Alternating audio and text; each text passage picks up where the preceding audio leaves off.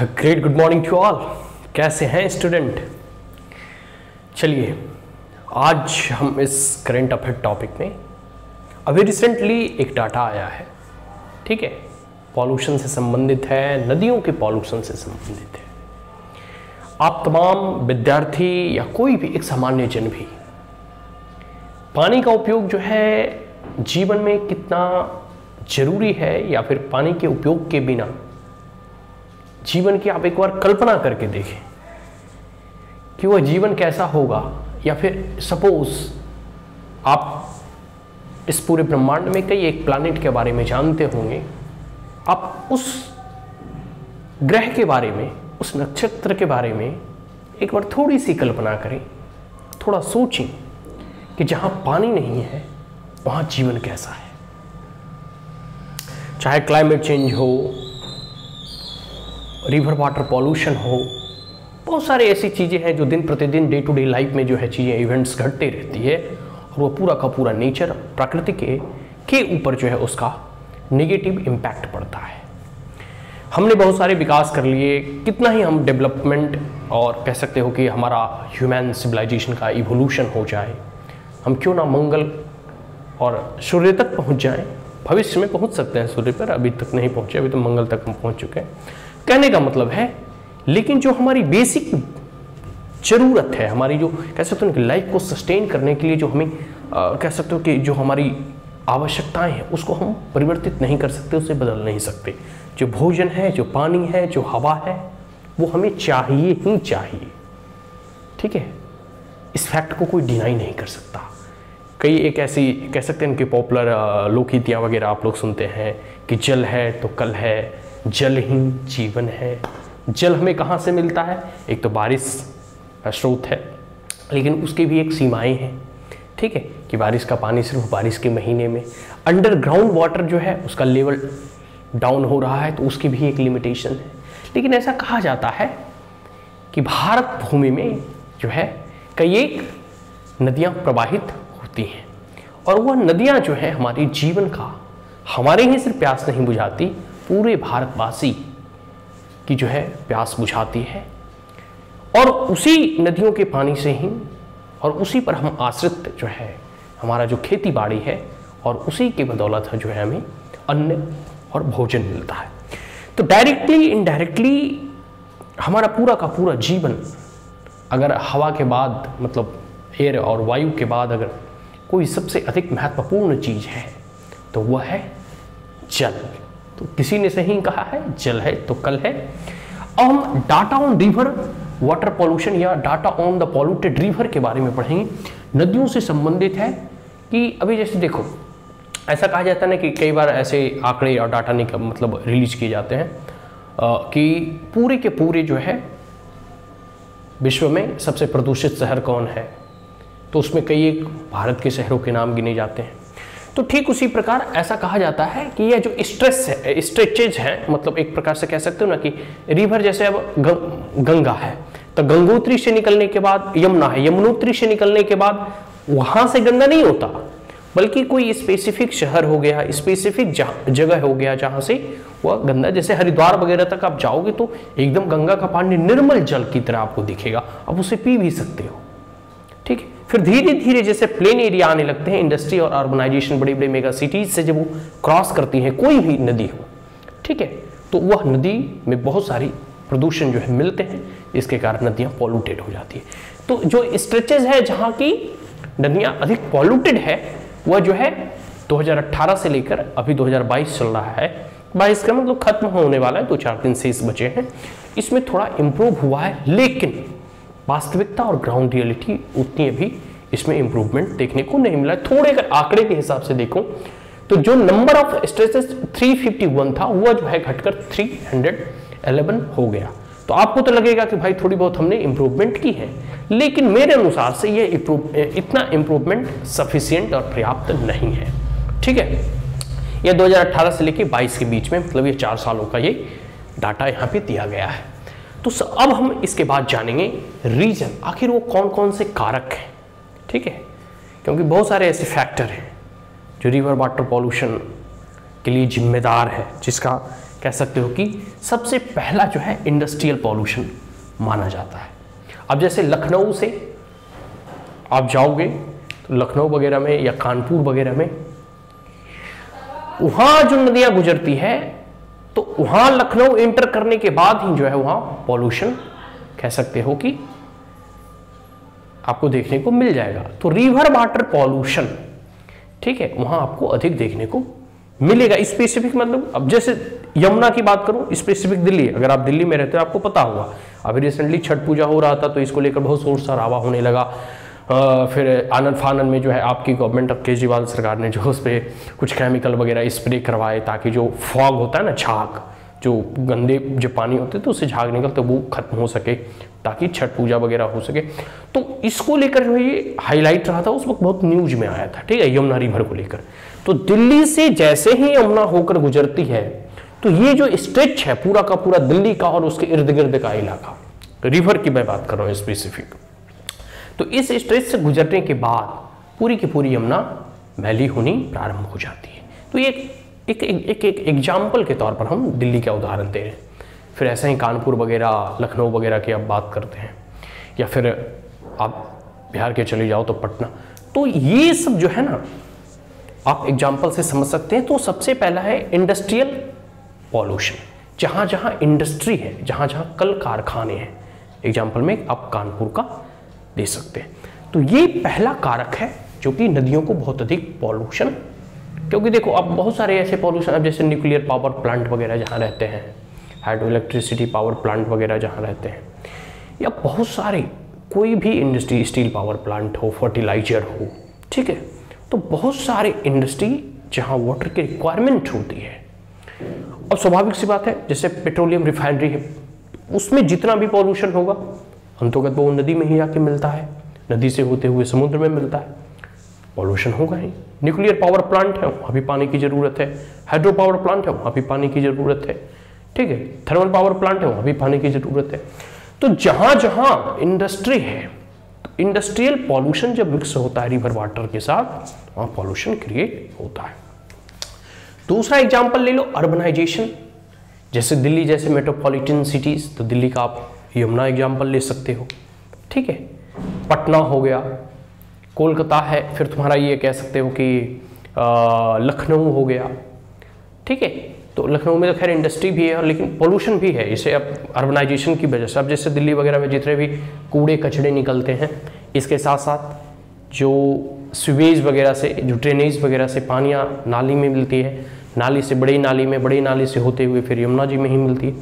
तो urbanisation, population अधिक होना, तो उसके वेस्टेज और सिक्रेट कहाँ जाके मिलेंगे, वो तो अंतर्गत बहुत जो है नाले से होती हुई नदी में ही मिलती है। तो अर्बनाइजेशन भी दूसरा कारण है, दूसरा कारक है जो कि रिवर वाटर पॉल्यूशन को क्रिएट करता है। आगे है तीसरा है मिनिमम रिवर फ्लो। देखो क्लाइमेट चेंज का इंपैक्ट आप लोग जानते ही होंगे, ठीक है, इस क्लाइमेट चेंज का इंपैक्ट जो है, ठीक है, आप इससे भली भांति परिचित हो, ठीक है, हर रोज न्यूज़पेपर में, समाचार में, हर जगह सुनने को मिलता है। ये जो क्लाइमेट चेंज है, इसके कारण जो है मॉनसून का जो है ड्रिफ्ट होना, मॉनसून का लेट आना, क्लाउड बर्स्ट होना, बहुत सारे ऐसे फैक्टर है। अब है कि मान लो कहीं अगर पानी कम पड़ा है तो स्वाभाविक सी बात है नदियों में पानी कम होगा, कहीं अधिक पड़ेगा तो वहाँ नदियों में अधिक बहाव होगा। इसलिए आप सुनते होंगे कि राजस्थान में कभी फ्लड आ गया और जहाँ हमेशा फ्लड आता था वहाँ सूखा हो गया है। तो कई ऐसे इंसिडेंट। मिनिमम रिवर फ्लो, देखो अगर नदी में पानी की मात्रा अधिक होगी, फ्लो अधिक होगा, तो स्वाभाविक सी बात है वो अधिक कूड़े कचड़े या गंदगी को साफ करते हुए निकल जाएगा। लेकिन फ्लो ही कम जाए, मतलब उसकी धारा ही एकदम कम हो जाए, कम पानी बहे, तो स्वाभाविक सी बात है कि अधिक कूड़ा कचरा का जमा वहाँ होना शुरू होगा, या फिर जो भी होगा उसमें अधिक बदबू आएगा। यह भी दूसरा कारक है। चौथा है सैंड डिग्रेडिंग। आप लोग देखो बिहार में कुछ मिनरल्स हो या ना हो, ठीक है, बिहार में बालू माइनर मिनरल्स के तौर पर ही सही, लेकिन बालू वहाँ खूब मात्रा में पाए जाते हैं। अब हम क्या कर रहे हैं, नदी हो गया, समुद्र का कोस्टल एरिया हो गया, बालू निकाले जा रहे हैं मनमाने तरीके से, बालू का जो कह सकते हो कि नेचुरल प्यूरिफाई है एक प्रकार से वाटर को। पहला तो वो ग्राउंड वाटर को रिचार्ज में भी मदद करता है और दूसरा वाटर के फिल्ट्रेशन में भी वो हेल्प करता है। ठीक है, जो सैंड हो गया, बालू। अब है कि हम घर बनाने के लिए, बड़ी बड़ी अपार्टमेंट बिल्डिंग्स बनाने के लिए बालू को निकाले जा रहे हैं। होता क्या है उससे, ग्राउंड लेवल तो उसे रिचार्ज होने में बाधित होता ही है, साथ साथ वाटर की जो फिल्ट्रेशन की नेचुरल जो प्रोसेस है उसमें भी बाधा पहुंचता है। ठीक है, आगे है 5वां, रिलीजियस एंड सोशल प्रैक्टिसेस। देखो कि भारत जो है कह सकते हो ना कि स्पिरिचुअली हमेशा डेवलप रहा है और आज भी। अगर वेस्ट के पास तकनीक है तो ईस्ट के पास अध्यात्म है। ठीक है, स्पिरिचुअलिज्म है। तो कई बार देखोगे, अब जैसे मूर्ति पूजा होता है तो उसमें हम मूर्ति विसर्जन करते हैं तो नदी में डाल देते। तो पहले क्या होता था कि पहले कह सकते हो कि मूर्ति वगैरह बनता था ना मिट्टी का। अब जो एक चीनी मिट्टी आ गई है, ठीक है, उसमें बहुत सारे केमिकल वगैरह भी डले रहते हैं। फिर पेंट वगैरह हो गया और बहुत सारे ऐसे सोशल रिलीजियस प्रैक्टिसेस हैं जिसके कारण जो कह सकते हो कि नदी का पानी हो गया या सिंपल तालाब वगैरह का भी पानी प्रदूषित होता है। ठीक है, आगे देखिए, ये सब तो बातें हमने कर लिया। इसके कुछ कारण और भी कारण हो सकते हैं, आप अपने तरीके से इसको अध्ययन कीजिएगा। अब हम बात कर लेते हैं गवर्नमेंट के मेजर्स का, कि सरकारें जो हैं कौन कौन कदम उठाती हैं ताकि हम एटलीस्ट रिवर को देखो। सरकार जो है हर चीज़ को लेकर, टाइगर कंजर्वेशन को लेकर प्लान बनाती है, राइनोसोरस कंजर्वेशन को लेकर प्लान बनाती है, क्लाइमेट चेंज से मिटिगेट करने के लिए प्लान बनाती है। तो रिवर वाटर को क्लीन करने के लिए, क्योंकि रिवर जो है ना वो पूरे के पूरे कह सकते हो कि भारत की अर्थव्यवस्था, भारत की राजनीतिक, आर्थिक, भारत की प्रगति, उन्नति सब जो है उस पर डिपेंडेंट रहती है। अब मान लो रिवर में पानी कम जाए या रिवर में पानी ही आना बंद हो जाए तो क्या होगी, खेती नहीं होगी। खेती नहीं होगी तो जो फूड सिक्योरिटी है वो उससे हार्म होगा। रिवर का वाटर अगर अधिक पोल्यूटेड हो जाए, खेतों में उससे अगर पानी जाए पोल्यूटेड वाटर, तो उससे फिर नए डिजीज हो सकते हैं। रिवर की जो अपनी एक कह सकते हो ना कि इकोसिस्टम होता है, एक्वेटिक इकोसिस्टम, वो उससे हार्म होगा। तो सरकार जो है इसको देखते हुए कई एक ऐसे स्टेप्स और मेजर उठाती है। हर एक सरकार जो है प्रयास करती है। तो अभी जैसे कुछ हम लोग प्रोग्राम और स्कीम के नाम को पढ़ेंगे। सबसे पहला है नमामि गंगा प्रोग्राम। गंगा रिवर से संबंधित है, कैसे गंगा को क्लीन करना है, कैसे गंगा की सफाई करनी है। आगे है national mission for clean Ganga, यह भी एक स्कीम है, national mission for clean Ganga. Ganga के क्लीननेस को लेकर जो है इसमें बातें की जाएगी। तीसरा है national river conservation plan. National river conservation plan कहने का मतलब है कि कैसे रिवर को कंजर्व करना है। ठीक है, रिवर का, नदी का संरक्षण करना है। ठीक है, तो ये सब सारी जो स्कीम है वो रिवर से संबंधित है कि नदी का कैसे साफ सफाई, और इसमें बहुत सारे मैकेनिज्म हैं।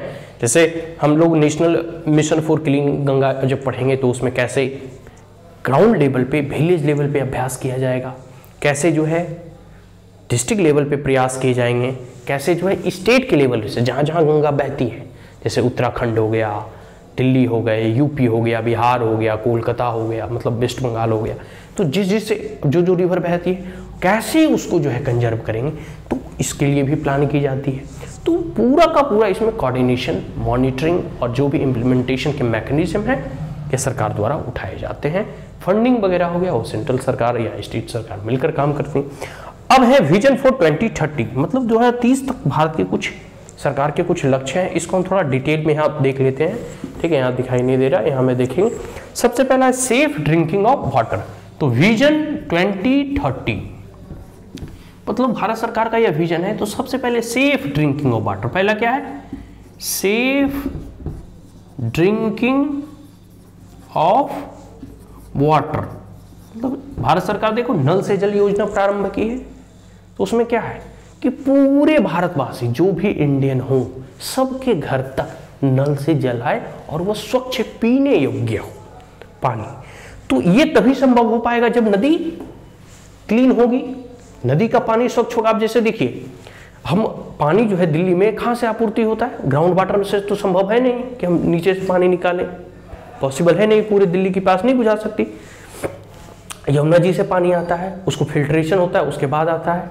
अभी जब बिहार सरकार जो है गंगा का पानी जैसे देखो राजगीर बोध गया में ला रही है, मतलब वही फिल्टर करके, तो हर एक सरकार जो है, क्योंकि नदी में पानी की अवेलेबिलिटी अधिक है, आसानी से अवेलेबल है, लेकिन अवेलेबल तो है और उसका हम प्रयोग तभी कर सकते हैं जब वो साफ रहे, और कम से कम इतना साफ तो रहे तब कि फिल्टर कर सके।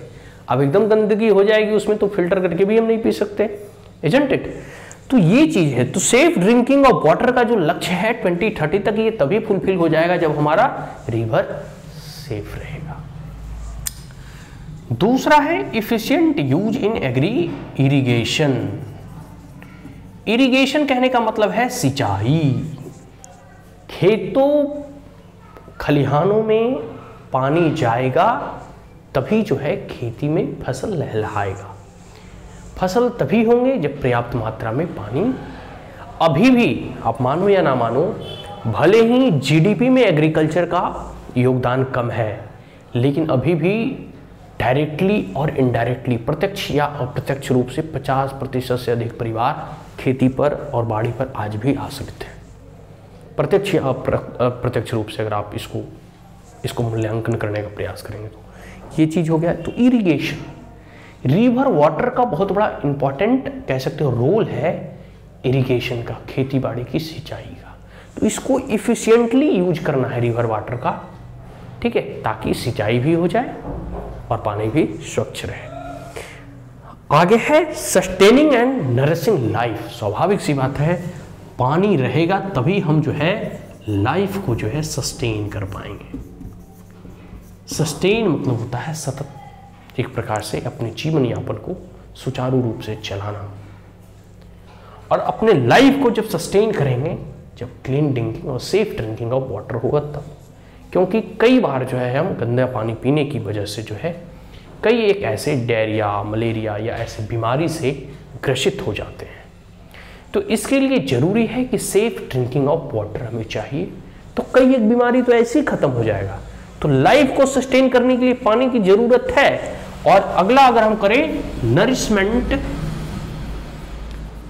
नरिशमेंट के लिए, तो इसके लिए सेफ ड्रिंकिंग वाटर चाहिए। सिर्फ पानी नहीं चाहिए, शुद्ध पानी चाहिए। तो ये तभी हो पाएगा जब हमें हमारी नदियां शुद्ध हो। तो ये सारी चीजें हैं, ठीक है। तो विजन 2030 भारत सरकार का यह लक्ष्य है, नदियों के संरक्षण के साथ साथ हम पानी को कैसे संरक्षित करें और साफ सुथरा रखें, ठीक है। तो data on the river water, ठीक है, हमने पढ़ा पोल्यूशन के बारे में।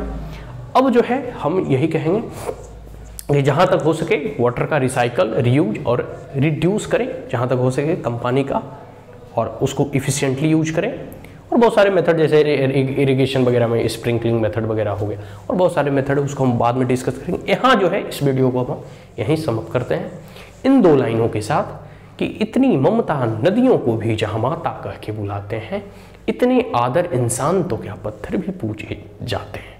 ये शायद कोई गाना का 2 लाइन है। तो अगर माता कहते हो तो उनका संरक्षण और संवर्धन करना सीखो। एटलीस्ट नदी का पानी जो है साफ तभी होगा जब पीपल्स का पार्टिसिपेशन होगा, लोग जब जो है इसमें पार्टिसिपेट करेंगे, ठीक है। ग्राउंड लेवल पे सरकार को भी अच्छी तरीके से मॉनिटरिंग करनी होगी, तब जो है हम नदियों को स्वच्छ बना पाएंगे। अब हम इस वीडियो को यहीं कंक्लूड करते हैं। Thank you, and if you are the first time on my channel, then like it, share it, as well as subscribe it. Thank you once again, have a great day.